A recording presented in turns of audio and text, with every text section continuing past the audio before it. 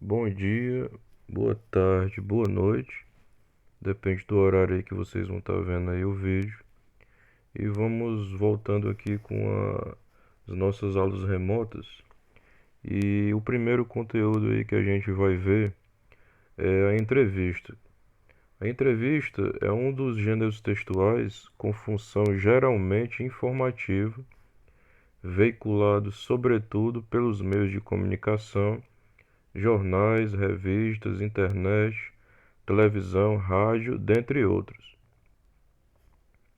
Trata-se de um texto marcado pela oralidade, produzido pela interação entre duas pessoas, ou seja, o entrevistador, responsável por fazer perguntas, e o entrevistado ou entrevistados, porque pode ser mais de uma pessoa, que é quem responde as perguntas. Quando eu destaquei aí marcado pela oralidade, quer dizer que a entrevista necessita do diálogo. A entrevista possui uma função social muito importante, sendo essencial para a difusão do conhecimento, ou seja, o compartilhamento das informações, a formação de opinião e posicionamento crítico da sociedade, ou seja, ela serve para que faça com que as pessoas pensem, com que elas tenham um ponto de vista, com que elas tenham criticidade. Uma vez propõe um debate sobre determinado tema. O que é o tema? É o assunto, onde o discurso direto é sua principal característica. Ou seja, as palavras proferidas pelo entrevistado, as palavras faladas pelo entrevistado e o entrevistador, são transcritas de maneira fidedigna. Fidedigna quer dizer que é colocado exatamente o que eles falam. E, portanto, pode haver muitas marcas de oralidade, bem como observações, geralmente entre parênteses, que descrevem as ações de ambos. Por exemplo, riso.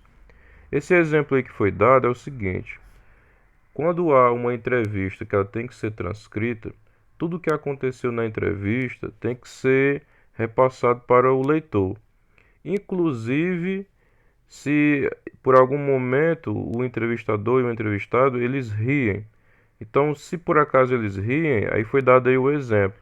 Entre parênteses, o que acontece? Riso. Existem vários tipos de entrevista. Aí tem uns exemplos: entrevista jornalística, entrevista de emprego, entrevista psicológica, entrevista social. Características da entrevista: textos informativos e ou opinativos. O que são os textos informativos? São aqueles que têm a característica apenas de lhe informar. Por exemplo, uma notícia. O objetivo dela é apenas lhe informar. Ou textos opinativos, que são textos em que eles o autor do texto ele expressa a opinião, ele expressa o ponto de vista dele sobre determinado assunto. A presença do entrevistador e do entrevistado, linguagem dialógica e oral. Linguagem dialógica quer dizer que para que haja entrevista é preciso que haja o diálogo. Marca do discurso direto. O discurso direto é aquele discurso em que você tem como característica os dois pontos e o travessão. É aquele discurso em que você vê exatamente o que o personagem ou a pessoa está falando. Da subjetividade. A subjetividade, ela se refere a algo bem íntimo, algo de característica do entrevistado, algo ao que o entrevistado está pensando, qual é o ponto de vista do entrevistado. E a mescla da linguagem formal e informal. Mescla é a junção, ou seja, junta-se a linguagem formal e a linguagem informal. E a linguagem formal o que é? A linguagem formal é a linguagem utilizada na gramática, aquela linguagem cheia de regras, aquela linguagem padrão. E a linguagem informal é aquela linguagem que você utiliza com seus amigos, que você utiliza com seus colegas de uma maneira mais íntima, que não segue a norma padrão. Estrutura da entrevista. A entrevista pode ser um texto em que você vai utilizar para dar consistência a um outro trabalho ou mesmo para conhecer melhor o trabalho de outra pessoa. Feito a escolha do tema, ou seja, a escolha do assunto e do entrevistado, é muito importante a elaboração de um roteiro, de forma que o entrevistador o tenha em mãos na hora da entrevista. Ou seja, esse roteiro aí é necessário para que o entrevistador ele se baseie para saber como ele vai fazer as perguntas, em que ordem vai ser as perguntas, como ele vai tratar essas perguntas. Revisão. A parte final é tão importante quanto a inicial. Afinal, não adianta ter as ideias e apresentá-las de maneira informal, ou seja, um texto que não abrigue coerência e coesão. Se a intenção é fazer uma entrevista com o entrevistado e depois apresentar para um público leitor, você deverá utilizar uma câmera ou gravador e depois realizar o trabalho de transcrição das falas de ambos. Ou seja, se você vai fazer uma entrevista utilizando uma câmera, certo? E depois você quer passar aquela entrevista para uma revista, você vai ter que transcrever tudo o que aconteceu na entrevista. Um exemplo aí de um trecho da entrevista com a Clarice Lispector. O entrevistador pergunta: Clarice Lispector, de onde veio esse Lispector? E ela responde: é um nome latino, não é? Eu perguntei a meu pai desde quando havia Lispector na Ucrânia. Ele disse que há gerações e gerações anteriores. Eu suponho que o nome foi rolando, rolando, rolando, perdendo algumas sílabas e foi formando outra coisa que parece lis e peito, em latim. É um nome que quando escrevi meu primeiro livro, Sérgio Milliet, eu era completamente desconhecido, é claro. Diz assim, essa escritora de nome desagradável, certamente um pseudônimo. Não era meu nome mesmo. Pseudônimo é um outro nome que geralmente os autores aí de livros eles escolhem. Alguns autores não querem que não querem ser reconhecidos pelo nome deles de verdade, então eles inventam outros nomes. Isso é o pseudônimo. Trecho da entrevista escrita. Continuando, só mais um trechinho aí da entrevista com a Clarice Lispector. Clarice, o entrevistador pergunta: Clarice, seu pai fazia o que profissionalmente? E a Clarice responde: representações de firmas, coisas assim. Quando ele, na verdade, dava era para coisas do espírito. E novamente o entrevistador pergunta: há alguém na família Lispector que chegou a escrever alguma coisa? E a Clarice responde: eu soube ultimamente, para minha enorme surpresa, que minha mãe escrevia. Não publicava, mas escrevia. Eu tenho uma irmã, Elisa Lispector, que escreve romances. Eu tenho outra irmã chamada Tânia Kaufmann, que escreve livros técnicos. Esse foi um exemplo de uma entrevista escrita, certo? Aí você vai ver aí no exemplo 2 uma entrevista com o Cronos, popularmente conhecido como Cronos, que ele em 2019, em abril de 2019, ele chegou a ganhar o prêmio aí de melhor jogador de Free Fire do mundo. Ele é um brasileiro. Você deve conhecer muito mais do que eu, certo? Então fiquem aí com o vídeo da entrevista dele. E eu já vou me despedindo aqui de vocês, certo? A aula hoje o tema era esse. Qualquer dúvida aí você me pergunte no WhatsApp. E até a próxima aula. Sempre sonhei ser o melhor do mundo em alguma coisa que eu quisesse. Se eu não acreditar em mim mesmo, quem é que vai acreditar, né?